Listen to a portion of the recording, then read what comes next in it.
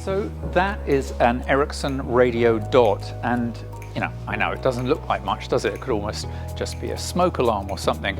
But actually, there is a huge pivot taking place around that tiny device and the technology that it contains, not just in buildings like this, but in factories and vertical industries everywhere, all around the world.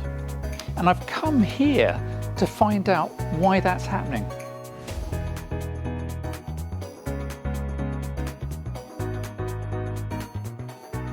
So Manish, it's exciting to be here with you in Boston. It seems like the landscape of enterprise 5G, indoor 5G, has come on a long way in the last few years. How has it developed? We are spending more than 90% of our time every day indoors, and we are spending a lot more time on our mobile devices. We are all aspiring to be more connected as time goes by. And so the importance of connectivity inside every building has continued to grow exponentially over the last few years. From an operator perspective, this is something that they are unable to fund. So we are seeing a shift in the market where enterprises are raising their hand and wanting to fund these networks themselves. The primary technology that used to be deployed a few years ago to solve this problem is a technology called distributed antenna systems. Very complex technology, very difficult. For enterprises, they would be able to get coverage from one of the operators, but they would never be able to get coverage from all three operators. And this was a struggle in the industry. Well, how do you solve that issue of being able to connect to different operators' networks? So the new technology that is able to do this is, I would use two words, small cells and distributed radio systems. Small cells are basically what in our parlance we call them radio dots. These are access points that go on the ceiling, and they are multi-band access points. So the same access point can transmit multiple bands across multiple operators, as well as, in many cases, even a private 5G network.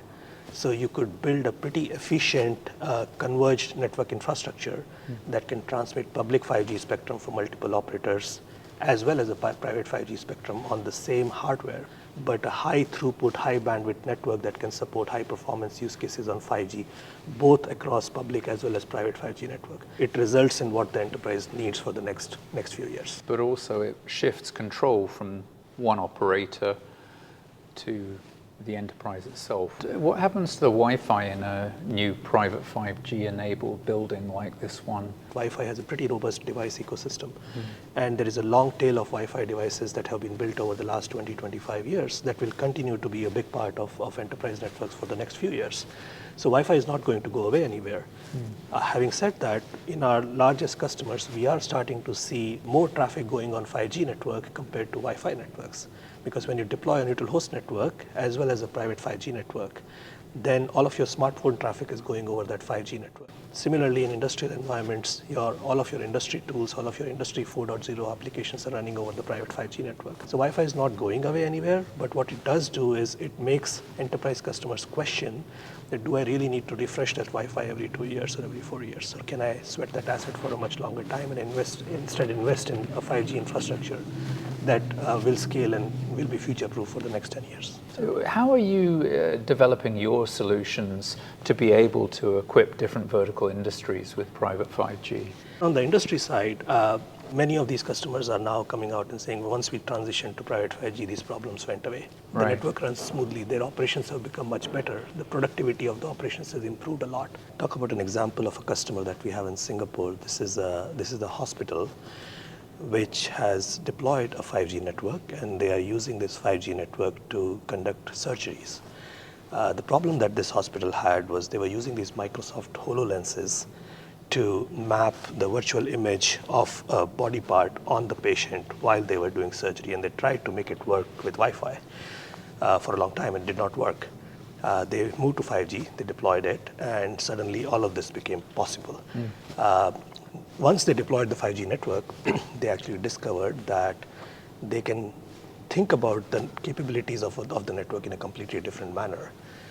They have a robotics program where they deploy robotics in the hospital, and what became possible now was the amount of compute that you needed on the robot could be reduced. So these are some of the things that happen. Your edge node becomes thinner if you can depend more on the back end because of the robust connectivity that exists. So that creates more use cases. Consistently across each and every of our customer, we see that when we look at their deployments, how they started and where they are 2 years after deployment, most of these customers start with 3 to 5 use cases that have high ROI. 2 years later, they have tens of use cases running on the network. New devices connected, the number of devices keeps on scaling. So network is something, once it is there, people use it for a lot of things. And that is a consistency that we see across every enterprise customers.